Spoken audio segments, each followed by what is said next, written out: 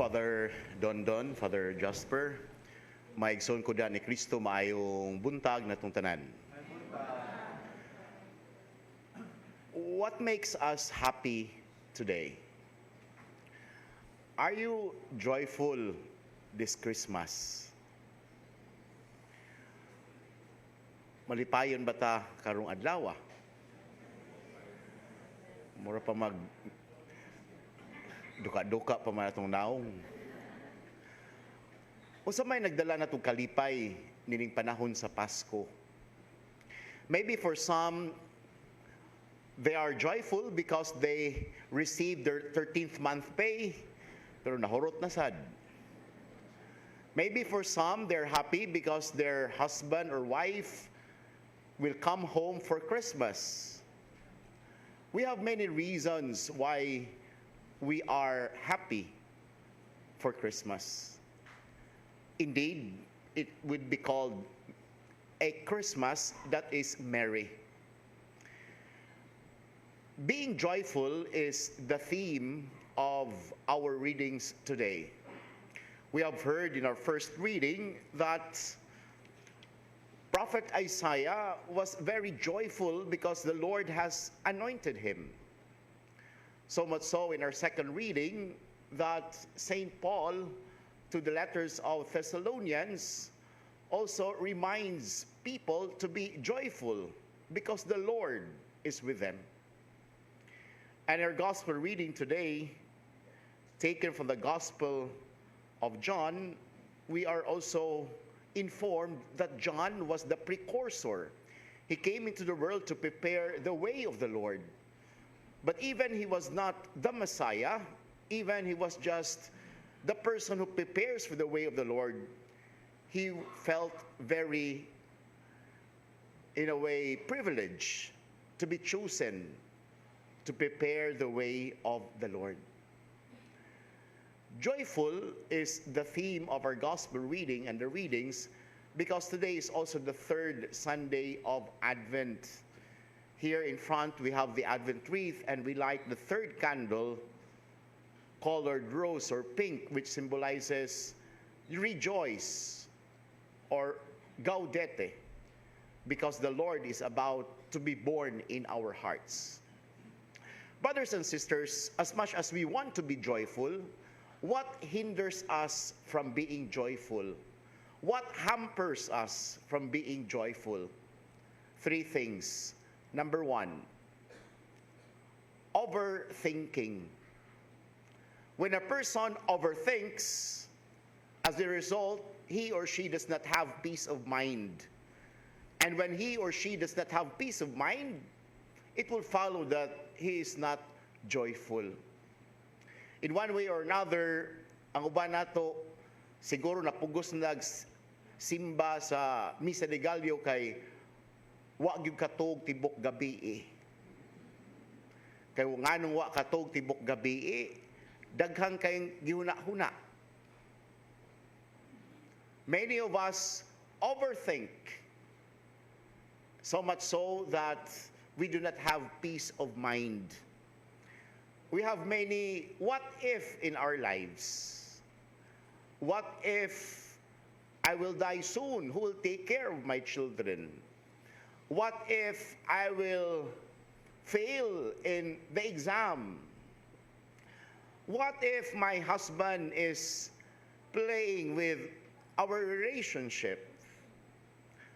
What if my children or one of my children will be engaging into drugs?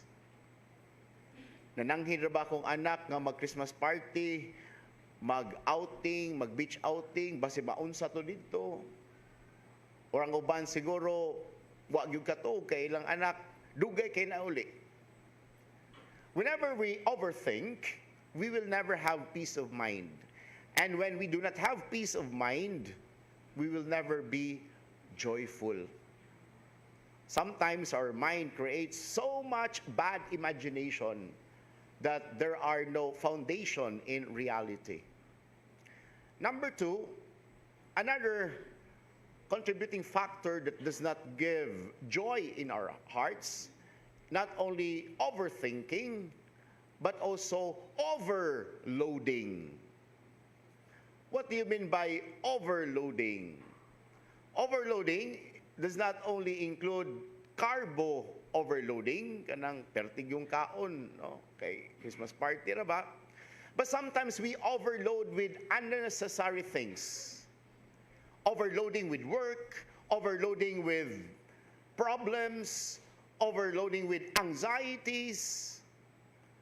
So much so that we carry so much load on our shoulders.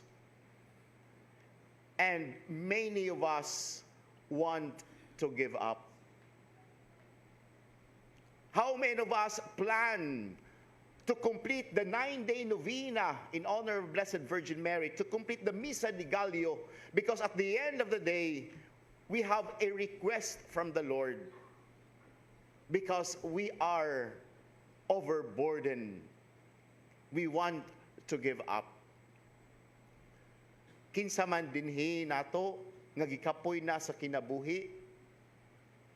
Kinsa man dinhi nato nga niingon sa Ginoo, Lord, nganong imo man kung gitagaan ani nga anak? Kinsa man nato dinhi nga nakapangutana, Lord, naa ba ka, Lord? Nakadungog ba ka sa akong pag-ampo? Kinsa man dinhi nga nisimba nga wa nay luha nga mudagayday sa ilang mga aping tungod kay nahurot na ang atong hilak para sa atong bana, para sa atong asawa, para sa atong mga ugangan. There is so much burden in our shoulders that we want to give up.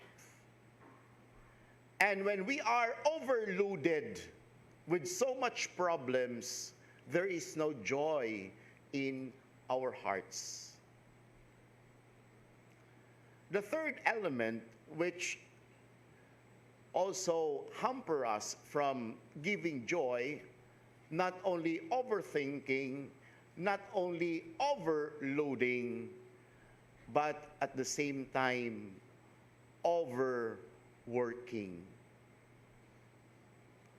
When we overworked,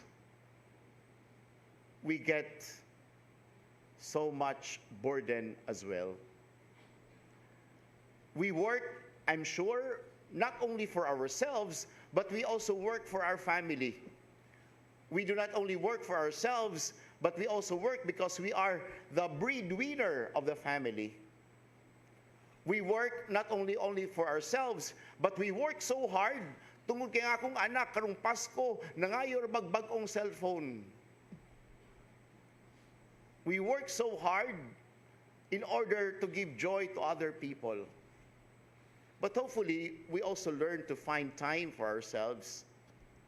We also find time to reward ourselves. And so, my dear brothers and sisters, as we celebrate this Mass, in the silence of our hearts, we pray that the Lord will give us joy that Christmas brings. Hopefully and pray, we also entrust to Him all our burdens, all our sorrows, so that joy would reign in our hearts.